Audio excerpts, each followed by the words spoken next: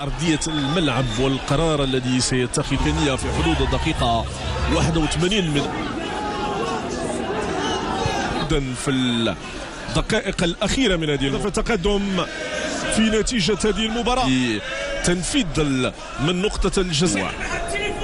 دايو وبرح وجل البطولة الاحترافية لكرة القدم البوركينابي لاعب منتخب بوركينا فاسو ومن المرمى وبلوغ هدف. يضمن من سيتفوق على من سيطيح بمن. دايو يتقدم والهدف الأول في المباراة للنهضة البركانية عبر البوركينابي. سوف دايو يسجل أولى هدف هذه المباراة.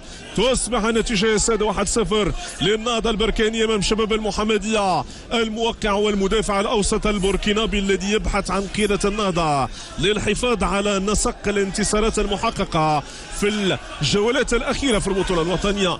يوسف دايو تعامل مع الكرة بشكل ممتاز. الحارس في زاوية والكرة في زاوية مغايرة. براحو دايو يضمن دودة في منطقة الجزاء.